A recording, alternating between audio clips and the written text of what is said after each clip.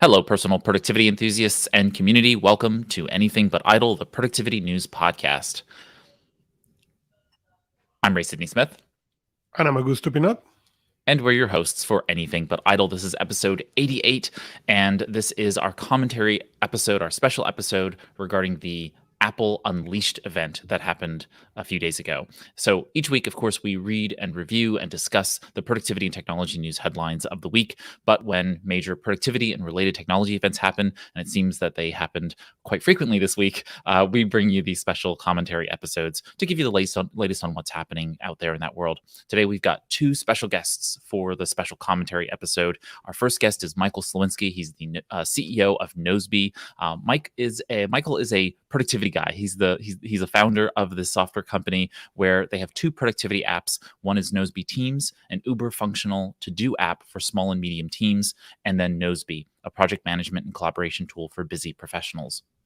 Both Nozbe Teams and Nozbe are web-based tools with apps for all the major platforms. Michael is also a speaker. He's the author of a few best-selling books and a podcaster and a blogger. He is happily married to his wife, Evelina, and they have 3 daughters. Welcome to the show. Back to the show, Michael. Hi, thanks. Thanks for having me. Of course. And next up, we have Art Gelwicks. He's a productivity and collaboration consultant. He's a blogger at The Idea Pump, and he's the host of the Being Productive podcast. He's no stranger to this show, and he is also on the cross-platform podcast with Augusto. And of course, he joins us on Productivity Cast each week. Welcome to Anything But Idle, Art. Morning, guys. How you guys doing? Good. All kinds of fun today. It's a full house. So let's get into the Apple event. What happened at the Apple event? What did you appreciate? We started off with the Apple Music and the Apple AirPods announcements. I suppose let's start there chronologically. What was notable about the announcement of the new Apple Music plans, certainly the voice plan and otherwise? Michael, do you want to kick us off? Yeah, so I don't know about this voice plan because I don't trust Siri when I tell her to play me something. But I mean, it sometimes works. So I wouldn't choose that plan. I still appreciate the normal interface. My daughters are more, they do it better. They know how to ask Siri for the music that they want. But for me, I prefer the visual, option to choose, music that I play. So that's great. And the AirPods 3, I think, brilliant. I don't know why they still keep I know for pricing reasons, they still keep the old ones, but AirPods come just in time for me, actually for my mom, because her AirPods just died. So, so I think it was very, very nicely timed, planned obsolescence. But apart from that, I think, good improvements. Everywhere, also with colorful HomePods. I wish they had a purple HomePods edition because this is my color of choice. But anyway, good start, but I was waiting for the Max anyway.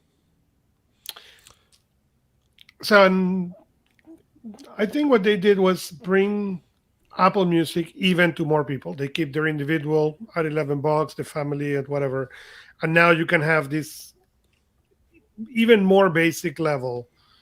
So I think that was a good move. They keep a lot of the people whom $5 is a price that is you as a parent decide not to pay for your kids' iPhones. Most kids may be able to afford, so they will now be able to sign up into Apple Music. That most likely will make them a customer for the really long time. So I think that was good. I love the colors. But as I was sharing the pre-show, so I was watching the event at night. My kids were playing around, my son was playing around, and he was really loud. And at a moment I say, really, it's the AirPods, my favorite speakers that Apple produced, because it's the one that I enjoy consistently. So I already ordered them. I'm allergic to the silicone, so I never got into the AirPod Pro because of that. So I'm really looking forward to this ones and see what improve sound wise. But that will not happen, sadly, until next Tuesday, I think. So now the lineup is their AirPods second generation at $129 USD. Then they have AirPods third generation at $179 USD. Then you have the AirPods Pro at $249 USD, and then you can go Max with the AirPods Max at $549 USD. Is that the complete lineup now? That is correct. Yeah. I thought it was interesting the way they have those AirPods positioned, though, because at the price point, I believe they're $50 more than the lowest end. But you can see the physical design change when you see a shot of the three of them lined up. There's actually an architectural change for when you put it into your ears. So if you would normally buy the Pods 2, I'll use that as the name, but you don't particularly care for that feel, you could step up to the 3 without having to go all the way up to those silicone earpieces and still get some of the benefits of the Pros in the 3s. So they've placed it wedged nicely in between those two. So I thought that was kind of interesting. The Apple Music for $5, that's an easy target. Because it is limited to Apple devices only, it's a plan that's it. You're stuck with it. I think you're absolutely right, Augusto. It is a gateway. It's a gateway drug for Apple Music. We want to get people. They want to get people into it, using it, and then let them upgrade later on. So when you get a phone, if that's your primary thing, fine. For $5 a month, now you have Apple Music. So yeah, even now, if you fly in American Airlines, I don't know the other airlines, but I know American, you can get into their free in-flight just to listen to Apple Music. Any American flight who has in-flight Wi-Fi, you will be able to log into there and then access to Apple Music for free during your flight. So go ahead. Go ahead, Michael. I never, for example, because I think what they don't want to do is this free Spotify plan, because Spotify has the free plan and they don't want to do that because Apple, services revenue. So they don't want to do a free plan. But for me, for example, the Spotify that I got when I was in a hotel room or somewhere else was just annoying with ads. So I couldn't listen to it anyway. So I think it's a good. You're right, guys. I think it's a good entry level so that you don't have ads. It doesn't cost lots of money, and you get used to asking for any music you want. Our daughters are around the same age, actually. Yeah. If your daughter comes to you and you are not an Apple Music subscriber and said, "Hey, Dad, I want to get this. It's $5. What I can do every month so you pay the $5 for me," you will do it. Mm-hmm. Yeah, if I were out in the spaceship, I would be recommending they bundle the AirPods 3 with that 6 months of that voice plan as a holiday purchase. To me, that's a natural connection then. Anybody who doesn't have those, you pick that up, you're built into the ecosystem now, you get your playlist set up, and that's pretty much the lock-in on any music service. Yeah. So to me, totally. it makes sense. I want to explain this for folks who are listening that, you have this new voice plan in Apple Music. And as Michael noted a little earlier, right, this is a one-person plan, Siri on Apple devices, and then you get songs, playlists, and stations on any of your Apple devices. And then you go up to the existing, these are already existing plans, the individual and family plans, correct? Correct. Yeah. So then one person for the individual plan and, some additional little benefits there, and any Apple Plus supported devices in the family plan as it stood before. So now they have 3 plans, and it's just more choice, I suppose, for those individuals who are looking for something that's not quite the individual plan. I mean, it's half the price, but you also are limited to Apple devices only, can, provide some level of lock-in. All right. So from the Apple Music to the AirPods 3rd generation announcement, we move on to the kind of the main pieces of the show, which are the MacBook Pro, lineup, the 14 and 16 inches, right? Do we want to go there? Augusto, you're the Apple guy. I'm taking your lead here, dude. I'm sorry, but yes. So let me begin saying that I did not expect what we got. Yeah, I was suspecting they were going to but I didn't expect that they were going to really show off their silicon, that they were going to really say, okay, let us give you a taste of what we can really do and what we're bringing to plan.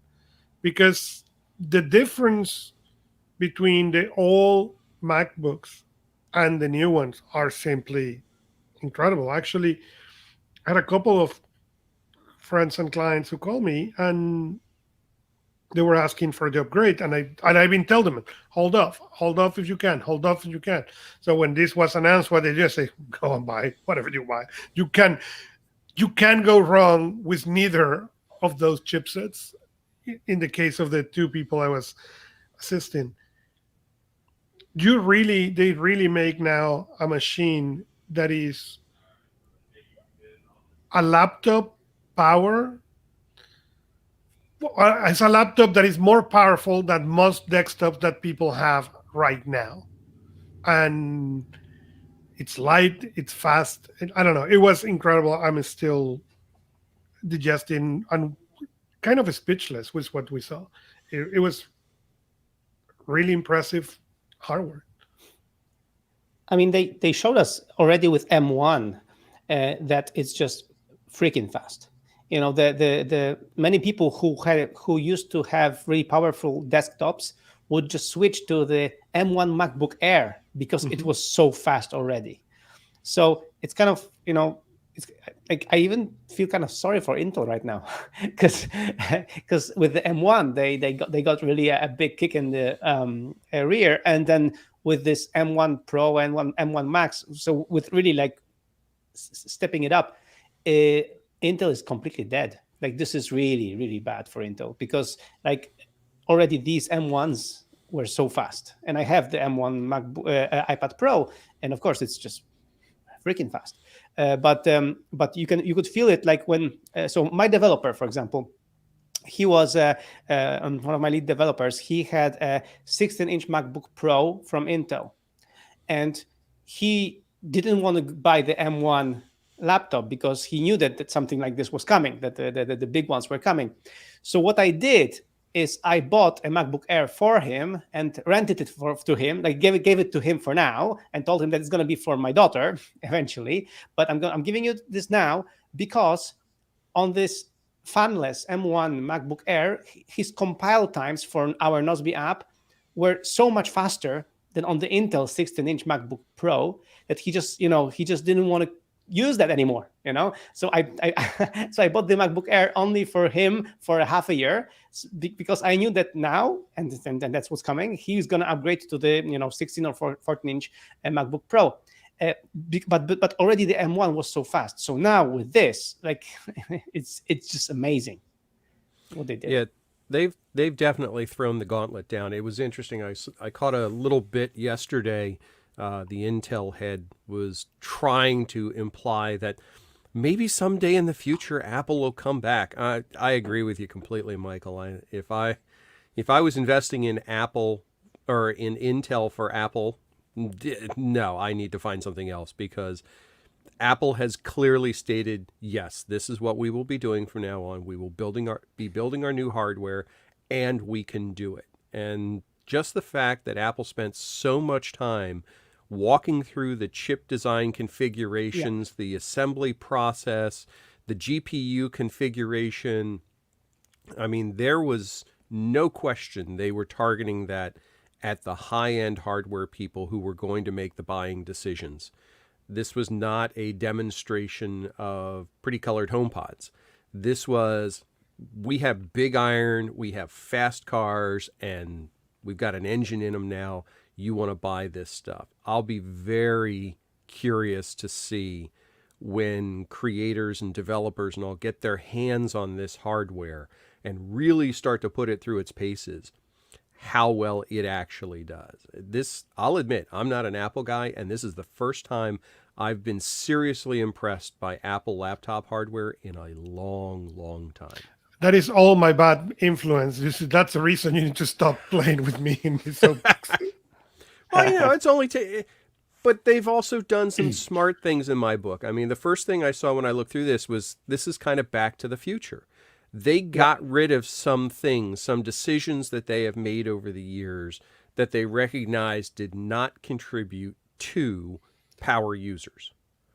They got rid of some of the gimmicks. Like, I believe the Touch ID bar is gone now.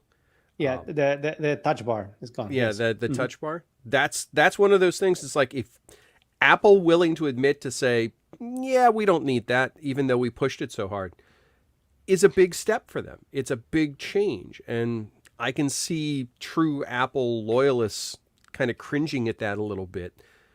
But it's a realistic move to make. If they want to play in this big iron space, then they have to meet those developers and those power users where they want to be. And every indication I've seen has said that they took time to listen to those people and redesign their hardware accordingly. Yeah, they've been through this before. So, I mean, they've learned their lessons from this change that they've done in the past. I mean, you know, when they made that initial change in chips, they suffered for it, and in this particular case, they know they learned from that mistake, and they've really done well to speak to their audience in a way that lets them know that they are prepared to make this change and that they're committed to it. Michael? Yeah, so there are two things that people are not confused. First change is their Apple Silicon, so the M1 Pro and M1 Max, which is basically out-Intelling Intel. So they managed to do that. And then the second part is admitting their mistakes and really bringing back ports, the exodus, the famous exodus from Dongle Town, you know. And then finally we get to, like, they actually bragged on that you can connect to so many screens and the camera and this and still charge the thing without any single dongle, which is brilliant. So that was really like admitting that, you know, they should really, as Art said, listen to the pros, listen to people who are actually using these machines. And for me, especially the HDMI port, I don't like HDMI port. I think it's too big, too clunky, but it's a standard. So like, I know that whenever I'm traveling, I need to have my HDMI USB-C dongle to be able to connect my iPad to an external screen in a hotel room or to the external projector. And with that, if you have a Mac, you don't need any dongle. You just connect directly, which is just glorious.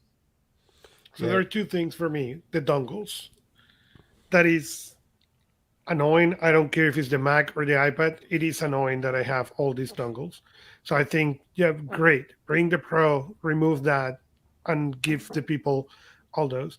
And two, as you said, they took the bar out. That it was like an idea. Didn't work. Fine. Finally kill it. But third, and more importantly, that I never understood why they killed in the first place, they bring MagSafe back.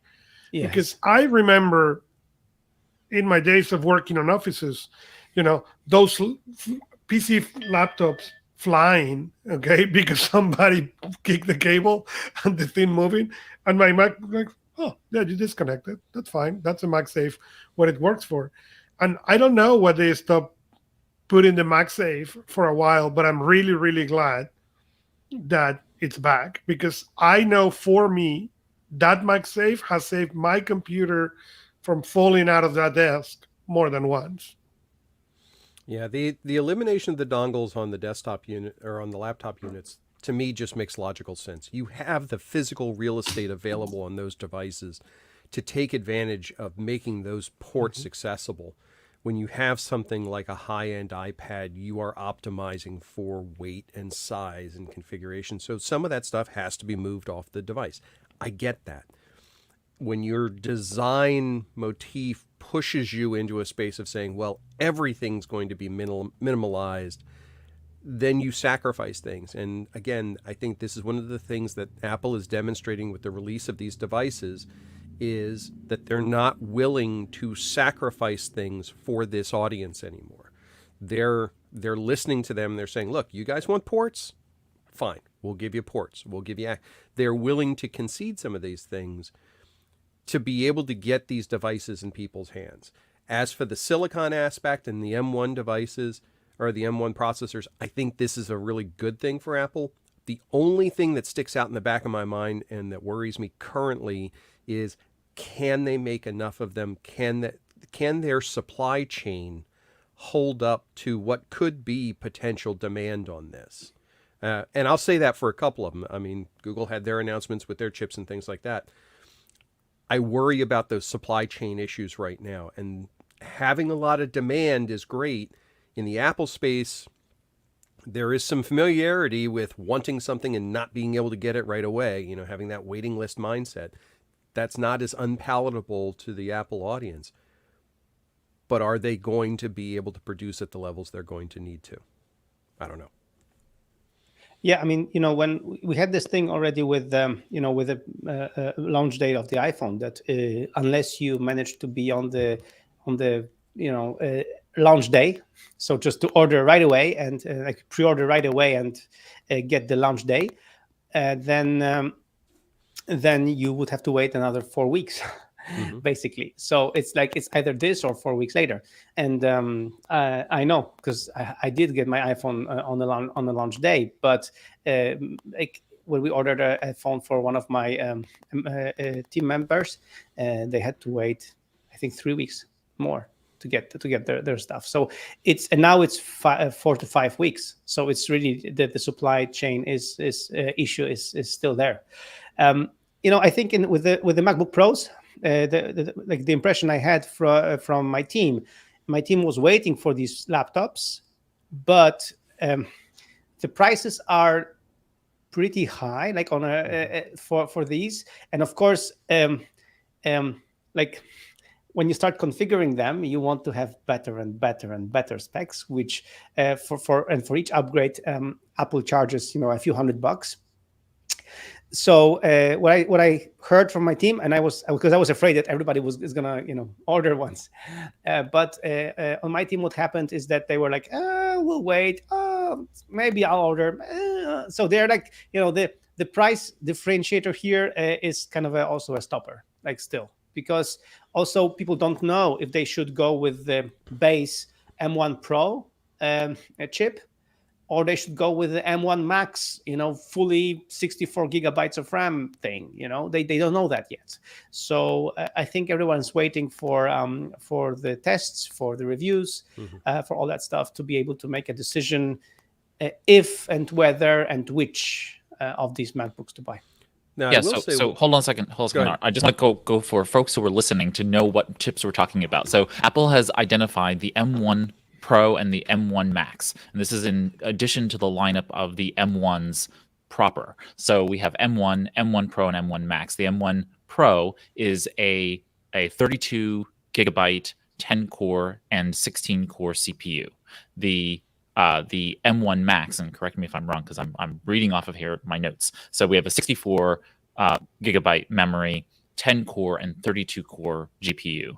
Now the MacBook Pro 14 and 16 can both come in different configurations with both Pro and Max chips. So you can basically level up. The Pro processor, I mean, goes up to 32 gigabytes, so it can also be configured with 16 gigabytes as base model, and then the Max can max at 64 gigabytes of RAM. So that's exactly the main difference between these two processors. Plus, they have more cores and stuff, especially GPU cores. And also, there are several levels of GPU cores. How many GPU cores you want to have? It depends on how much graphic intensive your work is. Right. So up to 32 on the Pro or Max for the 14-inch, and then on the 16-inch model, you can go up to 64, right? And both can go up to 8 terabytes of SSD storage. So to correct you, Ray, what they did is they actually let you configure the same way both 14-inch and 16-inch. There is you can get the same fully blown processor and RAM on both of these. So basically what they did is they pulled the same thing as they did with the iPhone. iPhone Pro and iPhone Pro Max can be spec'd the same. They have the same lenses, the same everything, but you just choose the size. And this is what also they did with the MacBook Pros. You can have all processors on both lines. You just choose your size. Do you want a smaller one or a bigger one? Yeah, it's really interesting, Michael, because you're absolutely right on that.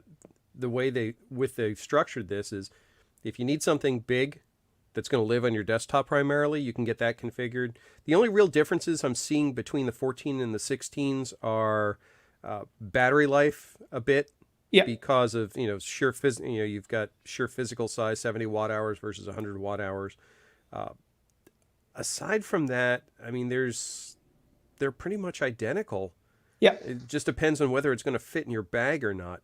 Yeah, it depends on the weight and on the screen size that you need. Yeah, and the pricing configuration, still, it's not that far off. I mean, if I look at a high-end MacBook, 14-inch MacBook Pro versus a high-end 16-inch MacBook Pro, Yeah, it's I'm only small talking difference. a difference of about $600 between the two, and at that point, you're talking couch change there. So, I think they're doing a smart move with this. Honestly, it feels like they just released one device, just two different screens on it. Mm-hmm. But they're running. I mean, those are impressive screens to say, no question about it. They're running the Retina displays. They're running 120 hertz ProMotion displays, backlit LEDs, True Tone with P3 wide color. I mean, they've got beautiful. Oh, here's the one thing that I have heard a little bit of pushback. They have a notch. They have a notch at the top for the webcam. Yes. So, But you get a 1080 camera for the first time. Okay, front cameras for the MacBooks has been, let's call it not great. Okay, not to call so we don't get the explicit label in the Yeah, they were awful. in our podcast. Yeah, they were awful. Michael's word is correct. They were awful. Awful, awful. Yes, they've been awful. What happened is Michael's English is better than mine, so they were awful. Now they give us a really great camera. They really did an incredible device. I don't know. The only thing now is, do I want a laptop or not? But I think for the people who were complaining, well, they're expensive. Yeah, they're expensive. But now you are getting something that will really be incredible to run. yeah, it would be interesting if I was building a creator's, say, home office. Either one of these machines, I wouldn't hesitate.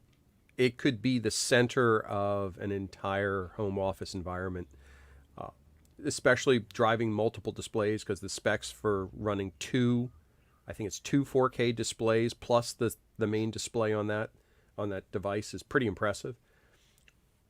You can run parallels on it. You can run everything else. So these are work machines. I mean, these are definitely designed to be serious work machines.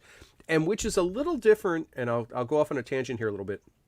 When you look at competing machines that are in this really high-end space, that are often executive machines, for lack of a better term, they're showcase machines. They have all kinds of crazy power, but they're not really targeted at specific audiences. I think Apple is looking at these devices going, you know what? These are for our true power users. We're not even going to bother trying to sell them to anybody else. If somebody has the cash and they can come up and buy it, great, but they're not going to go through the effort. The people who want these and can get the most out of them know they can. And they're the ones they're going to be talking to anyway. So from a peripheral perspective, there are, and correct me if I'm wrong here, but there are 3 Thunderbolt 4 ports, HDMI, an SD card slot, and then the MagSafe connectivity, the charger port. So we've got pretty good number of ports there for these MacBook Pros. I'm really pleased with that. And Finally. yeah, I know. And looking at the specs, it's certainly a laptop that could become a main driver for certainly for me. So I think that's a good point there.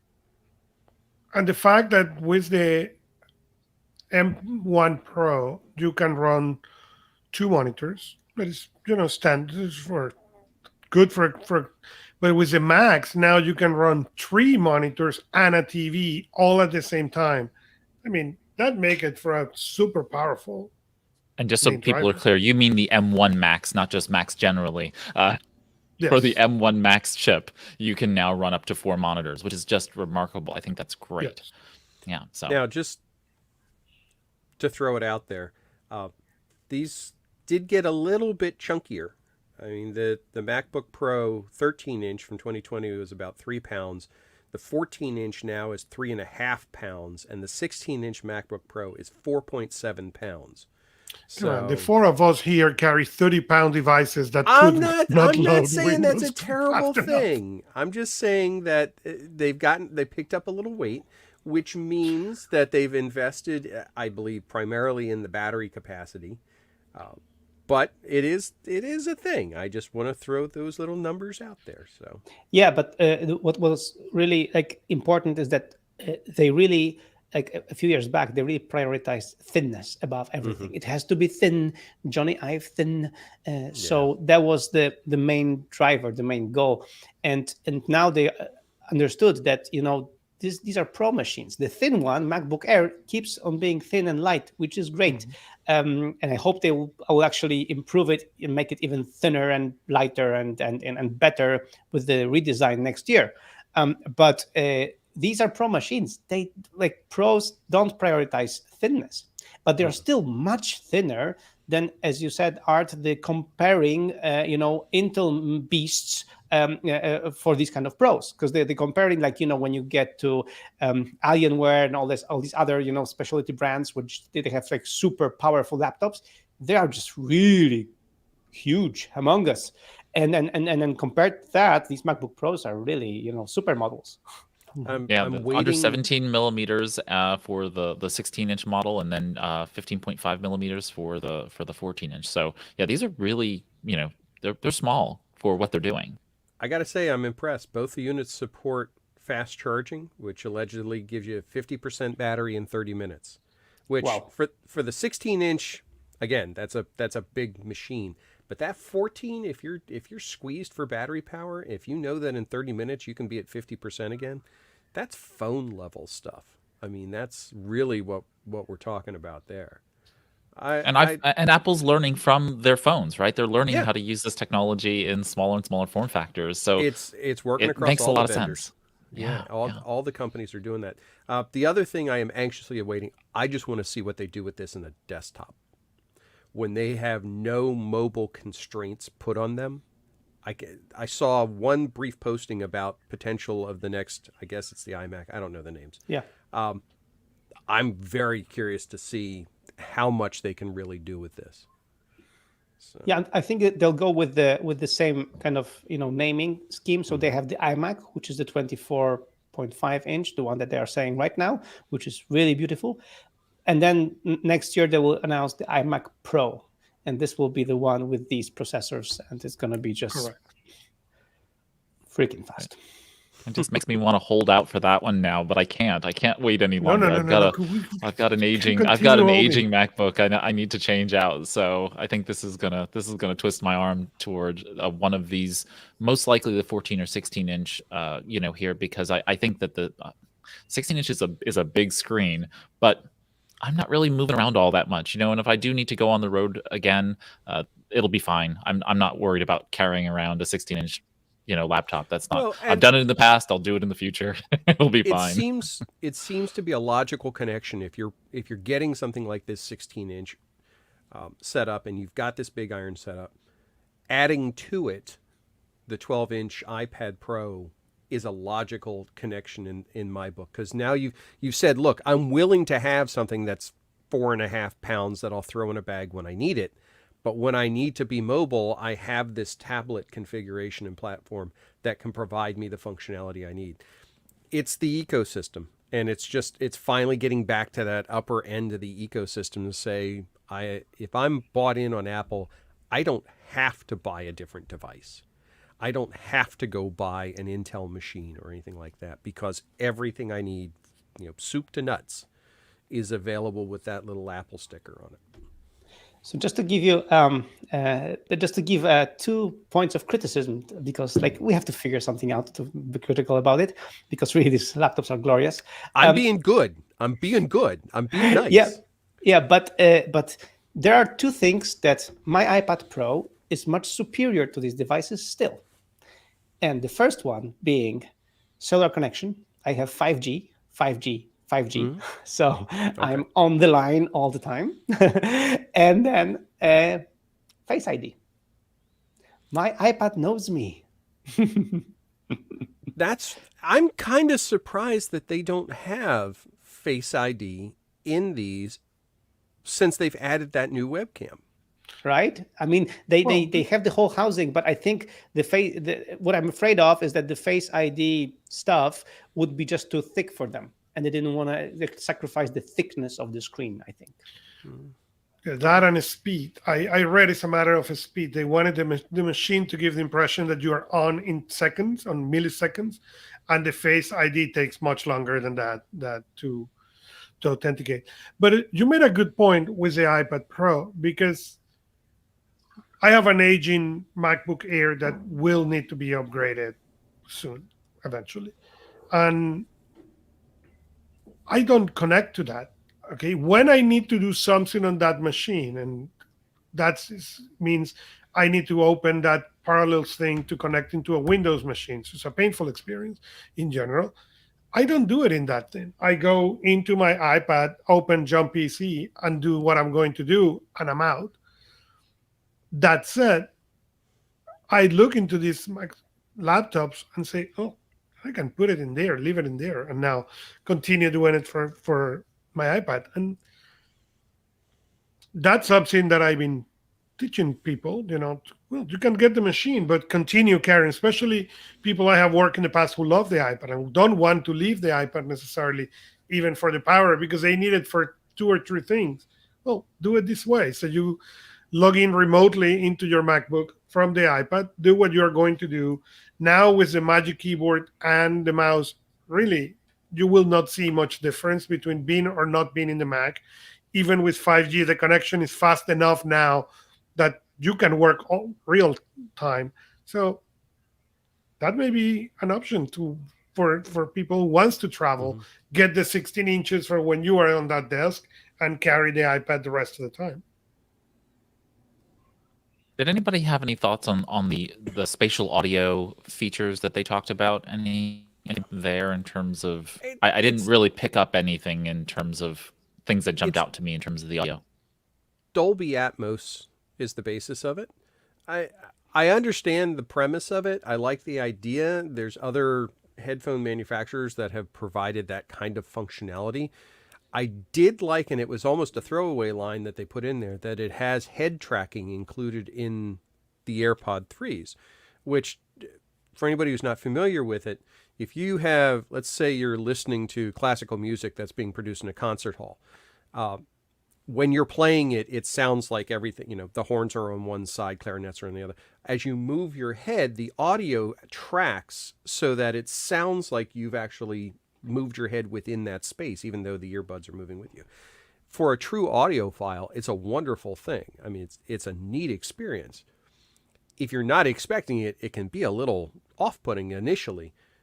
But I don't know that that's necessarily something that would compel somebody to buy that particular device. It's a nice feature. I think it's a carry down from the Pros. I'm not sure. But spatial audio and that Dolby Atmos support definitely demonstrates to me that it's not the low-end Gen 2 AirPods. It's supposed to be, this is what you're getting for your extra $50. Yeah, well, and when you're watching movies, again, with my favorite speakers, and so the AirPods again, okay, that it makes a difference when you move and you see the explosions, and you get a much better experience when you're watching a movie, if you have that. I agree, when you are listening music, concert halls, and you move, it is incredible.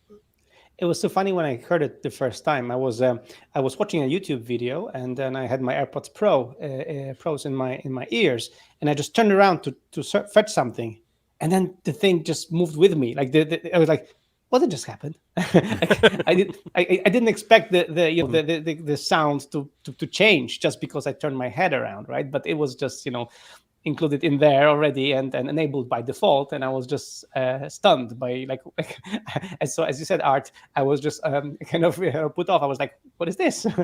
But then I realized what they're doing. I do like the fact that on the 3s they did not put silicone tips on them, and just because I know a lot of people are not, thank you, they're not fans of them. I'm okay with them, but even the earbuds I use now don't have tips on them. They're just regular Bud style eardrums or earpods. That compromise of willing to produce higher quality audio without having that additional piece that just makes some people uncomfortable, and adhering to that, I think, again, is one of those worthy concessions that Apple is making to their audience to say, our iPods were really popular in this shape. Our iPod Pros are really powerful. How do we get halfway? And I see that here. I'm also seeing that with the Apple Music service. I'm seeing that on the Pros themselves and their entire line. Augusto, you and I have talked about this a couple times, kicking back and forth on cross-platform about Apple and the lack of magic in their latest events and recent events. This event This had was full of magic. This is, I was waiting for the "and one more thing" moment out of it. So, and apparently the one more thing is the $19 screen wipe cloth. So, Apple Cloth already back ordered until December. So if you want to order now, you have to wait for your Apple Cloth. guys, 2 months. I try so hard to not pick on them, and then they do things like this. So, I did like the Apple HomePod Minis coming in a couple more colors. They have white and space gray, and now they have the yellow, orange, and blue colors. I thought that was really nice because you have to put these things into visual spaces in your home, and like you want them to match. You want them to be able to blend into the environment. So it's nice that they brought more colors. this is something I'm seeing across all of the manufacturers currently. You can look at, if you look at all their announcements and all their product releases, individualization, customization, and personalization is basically the wherewithal of all these devices right now. Every manufacturer is offering variety of color, variety of configuration. It's just one of those things that I think it's about time. We're not dealing with black slabs of glass anymore and gray fuzzy speakers anymore. It that's has why to be integrated. Go ahead. That's why the MacBook Pros right now, they come in gray or dark gray. You think that'll ever But change? you can get but you can get I them. hope You can so. get them skinned at that high end point. There are third-party manufacturers who provide skins and covers and those kinds of things for them. So again, I've done the same thing with my own MacBook. I've actually have a skin on it so that it has a personalized feel to it in that perspective. So I think at that higher end, it's not particularly an issue, but I do like the fact that they're providing, certainly for a home device, right? It is a smart home device, these smart speakers, and so you want those things to blend into the environment. And so, but I do agree with you, Art, that now all of the OEMs need to start thinking about how they're actually making products and making them.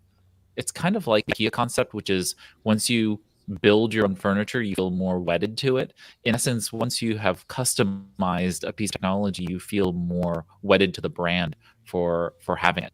And so that becomes just more brand loyalty for Apple, which, one would presume they don't really need more of that. But, it's good for them to be thinking that through. Any final thoughts before we wrap up this episode? Michael?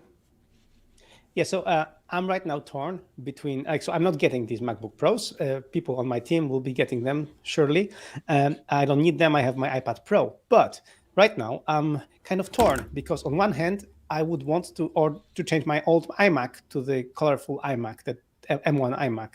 But the problem is that the iMac Pro next year might be really, really cool and really powerful. So I don't know what to do. But then again, well, it's a nice problem to have. Indeed, very true. Indeed. All right, gentlemen, this has been a pleasure. And so let's start with you, Art. Art, where can folks keep up to date with you and what you're there in the world? Best place to find me is come over to the Idea Pump. Check out Idea Pump /follow me. If I'm writing, if I'm podcasting, if I'm posting, you'll find it there. Fantastic. Thanks always for joining us on the show, Art. My pleasure. And Michael, where can folks keep up to date with you and what you're doing out there in the world? So just go to nosby.com or michael.team or stevinsky.com, but then you will be right to michael.team anyway.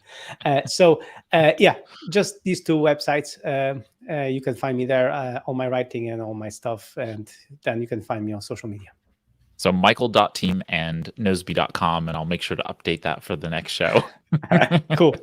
Always wonderful to have you here on Anything But Thank you Idle, so Michael. much. Thanks. All right, gentlemen. Thank you, Augusto, for putting together the show. And there is two again. Yes, This is exactly. a scary moment of Agatha Christie.